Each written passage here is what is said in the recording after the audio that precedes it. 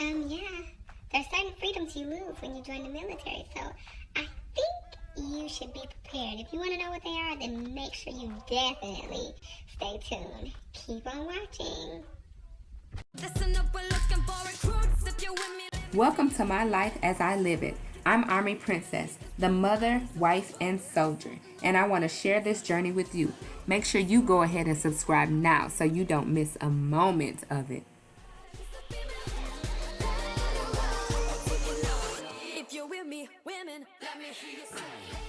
So if you're somebody who is considering the military, somebody who knows somebody in the military, somebody who just want to know a little bit more about the military, you definitely want to make sure you hit that subscribe button and you want to click that notification bell. I do upload at minimum once a week, sometimes more, and you don't want to miss an upload. So if you hit that notification bell, it will let you know every single time I upload, and we definitely have a party down in the comment section. So if you have any questions for me, go ahead and leave any questions below. My email is below in the description box, and let's get right into the video. I want to talk about some of the freedoms that you lose when you join the military. Some people might not be aware of this, some of the things I weren't aware of, and some things are just a straight culture shock for you when you join the military. So I want to make you all informed so you can have an informed decision when you decide to go into the recruiting station. So the first thing that I want to talk about is freedom of speech. And a lot of these things, let me preface with saying, a lot of these things you don't necessarily completely lose, but a lot of things are definitely modified and definitely toned down. So when it comes to freedom of speech, some people might be curious to know or might not know that you just can't say anything you want to say. You are no longer a civilian when you join the military. When you raise your right hand and you swear in to honor the military and the country, then that's exactly what you do. You sign up and you swear in and you choose to honor the military and the country. With that being said, you are now a part of something bigger than yourself. And so a lot of times when people say things or do things, it doesn't look like it's a reflection of them individually. It looks like it's a reflection of the military as a whole. So there's a whole regulation on social media. We'll get into that. Things you can and cannot post, things you can and cannot say. But for example, our President of the United States. If you are in the military, if you're part of the military, you definitely cannot speak bad on the President of the United States, whoever he or she may be at the time, because in the grand scheme of things, he's your boss. Basically, it's basically like talking bad about your boss or your supervisor. So in the chain of command in the military, he is the highest person, the top person. He is who we call the commander-in-chief. So you are the lowest person and he's way up here, and you just can't talk bad about your boss. So there are just things that you can and cannot do. I'm not gonna say shouldn't. You cannot talk bad about anybody in your chain of command, basically. So there are a lot of people who have their feelings, who are in their feelings about the president. If they agree or don't agree with some of the things he's done, some of the things that he said, you cannot voice that publicly. It's just things that you cannot do. So there are things that people ask me to talk about on my channel, and some things I just will not talk about because it goes against policy, it goes against regulation. I am a military service member. I've been in the military for over 10 years, and I love my job. I love being in the military. It's the best. I always say it's the best decision I could have made. And so I know better, so I'm going to do better. I'm a seasoned soldier, I would consider myself. I'm not somebody who just joined the military last week or last year. And so I know better, so I'm going to do better. And so there are things that I will not do, things that could cause me to get my job, to place me in jeopardy with my job, and for me to get in trouble, for me to get Article 15 and things like that. So there are some things that I just don't speak on here, and political views, religion views, things like that, I just don't speak on it because it is such a gray, touchy-feely subject. And it's just some of the things that I will not do because it could cause me to get in trouble. So you can't say any and everything you want to say, and that goes the same with, like, even people you work with. So you might have a NCO or a first line supervisor that you don't like, and you can't just go around talking bad about them. You can't just go around cussing them out. There are ways to deal with those type of situations. So gone are the days of your civilian life when you can just cuss somebody out at work because you feel like it, or because you don't like them, or because you don't like something they're doing or saying. You can no longer do that in the military. You will get in trouble and you will get kicked out. And I don't think, for me personally, cursing somebody out is going to fix anything, really. It's just going to make the situation worse, and it's just going to get you in trouble. So freedom of speech is very, very, very, very toned down and reeled in the military, especially in uniform.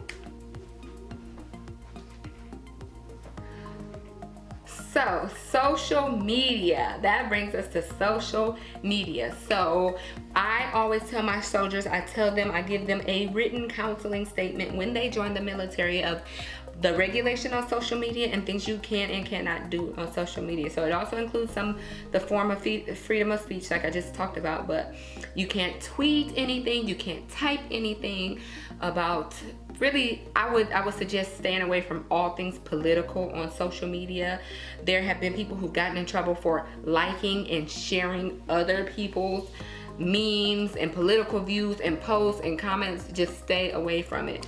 And then also, if you're standing for a cause, if you're standing for something, if you're representing something, you're not supposed to do it in uniform. Like I said, some people misconstrue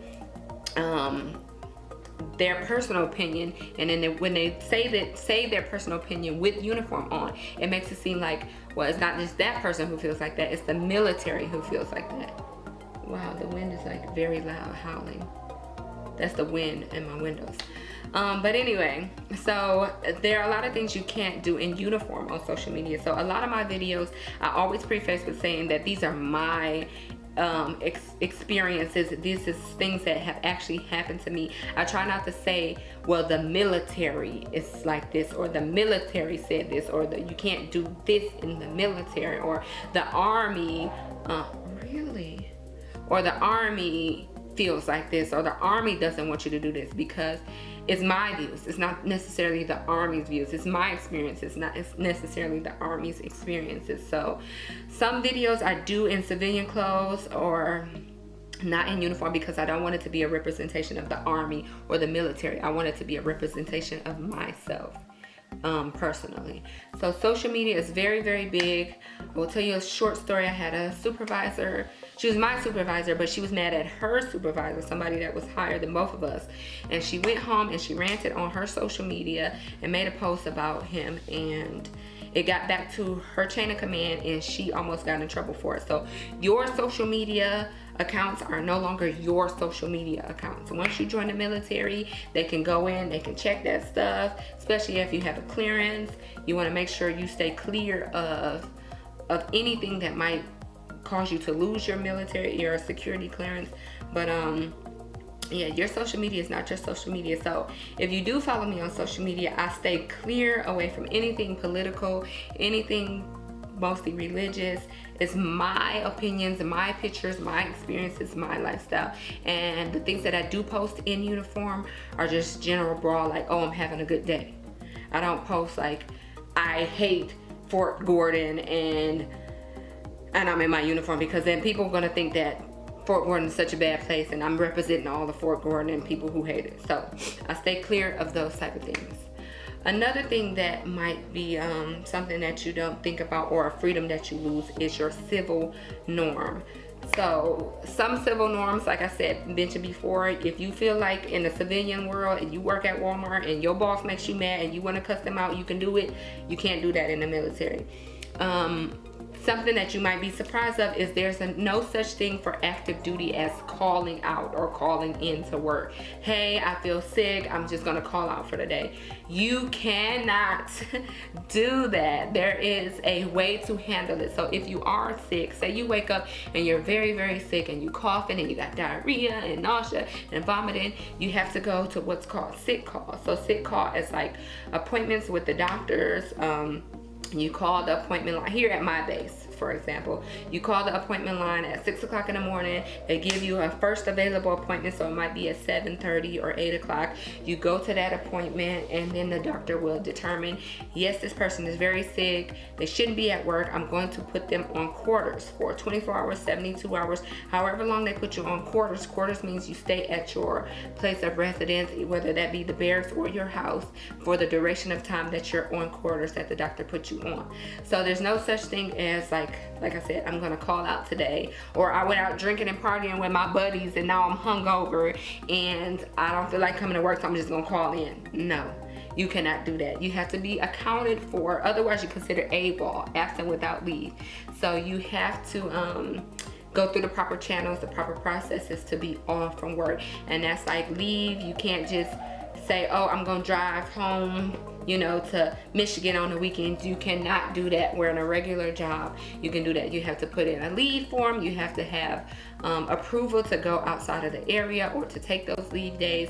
If you put in your leave and you say you put it in a month out or 2 months out and something comes down and they short at work, they have the right to deny your leave and tell you that you will not be taking your leave. So those are some of the civil norms that people might be surprised when they join the military that they didn't know. Another thing that people might be surprised is that you cannot, and this kind of goes into the freedom of speech, you cannot rally or protest, especially in uniform. So there is a regulation, AR 600-20, it falls within that, and that is considered, that EO falls in with that in regulation AR 600-20. So EO is equal opportunity, and there are categories of EO, coveted categories, and racism is one of them. So there are people that are racist, that do practice racism in the military, and it's something that you can't completely stop, especially if they're like a closet racist, but there are things that you can do. So they can't protest, they can't rally, you can't go to like a Nazi rally and you will get in trouble for things like that. You can't go to like a gay pride rally and then just bash it because you don't like gay people. You can't do that. So there are things like protests and stuff that you can do, especially in uniform. So if you see somebody doing that in uniform, they are going to get in trouble, or they probably not really in the military, because like I said before, it looks like the army doesn't like gay people, or it looks like the army supports Nazis, and that's really not the case. You just have one person that's in uniform that's going to these events. So that's why those events are prohibited. You cannot join in any rally or protest while you're in the military, especially if you're on uniform. People probably do it and they sneak and do it, and they do it in regular civilian clothes and you can't tell they're in the military. But if you definitely are in uniform, now it's raining, you cannot do that. So I'm going to end this video because the weather does not like me today, and I just wanted to come on and talk about some of the things that you probably would be surprised that you can't do in uniform. A lot of those things I was surprised about, and so I hope this helps somebody. Definitely go ahead and join the group below, and I will see y'all in the next one. Bye.